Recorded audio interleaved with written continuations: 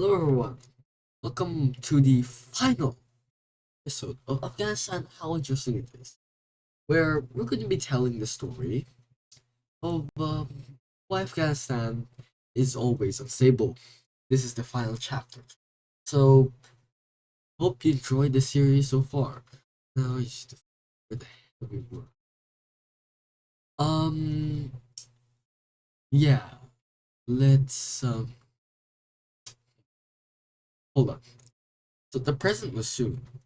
And let's just say, there was some backlash to something that our bad boy Bin Laden did. You know may have pissed off the entire international community. America may or may not have inserted some special forces in Afghanistan. A coalition might already be forming to invade Afghanistan. I mean, it's not like they're gonna invade Afghanistan, right? Right? Yeah, no. Yep. Afghanistan got invaded by these group of countries, and fun fact, this was the first time that NATO Article 5 was used at the time of recording this video. Yeah, so essentially, the Northern Alliance, along with coalition partners, namely America, blitzed through Afghanistan. Um, and for those who have like two awake brain cells while they were watching this video, the Taliban is cooked. Yeah, Taliban's cooked. Let's just say there was an event at a certain place called Kala Ijangi where I don't know, Taliban and Al Qaeda prisoners may or may not have gone to the armory of their captivity location, and there might have been 600 of them. They may have also killed an American CIA operative, which is U.S.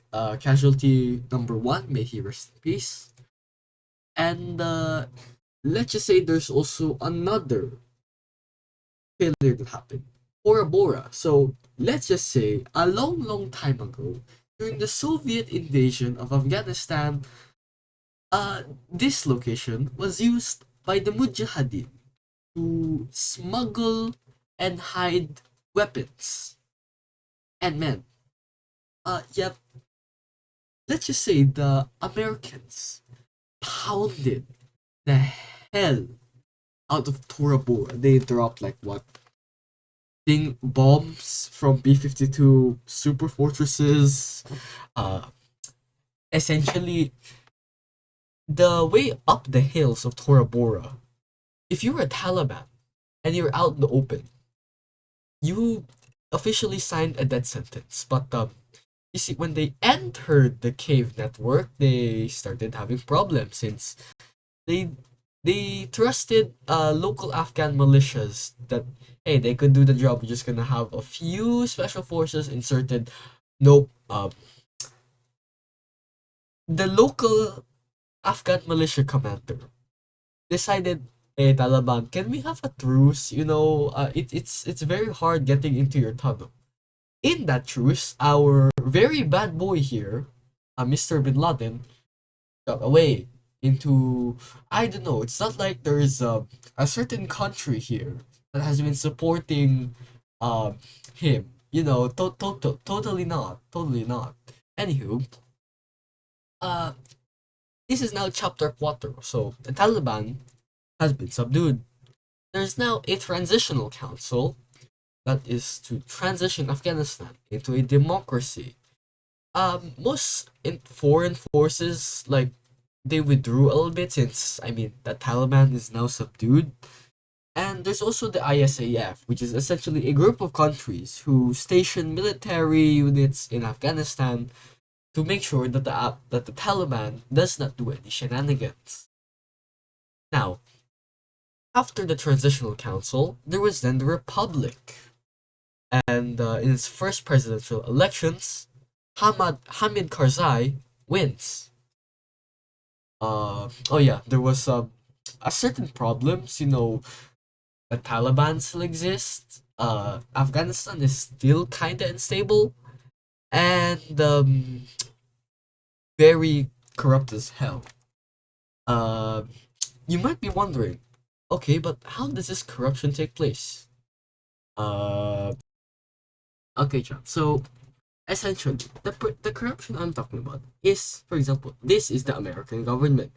American government have dollars. Dollar give to Afghan Ministry of Defense so that they can buy MRAPs. Don't mind the coughing in the background. But that's not what happens. You see, American government give money Afghan Ministry of Defense. Money get pocketed by Afghan general. Afghan general use money to get a Mercedes G-Wagon. That's that's the corruption problem in the Afghan military. You see where this can become a severe problem? Yeah, I can see it multiple times. Okay, after the short intermission, we a few years later, uh you know, we're beginning to wonder, where is bad boy Bin Laden? Currently he's with his 72 virgins. He couldn't have met his 72 virgins without, SEAL Team 6 and Delta Force. So they decided to, like, come to his house in like Abbottabad, come to his like compound in like Abbottabad, Pakistan. He's like, "Hey, my guy, would you like to see your 72 virgins?" And after they let him meet his 72 virgins, he just they just dropped him put him in a grave, identified as actually Bad Boy Bin Laden, and dumped his I know, somewhere in the North Arabian Sea. Why? Let's just say if his grave was on land, uh, that may be a little bit of a problem. And a few years later, still muchos problemas, still same problem.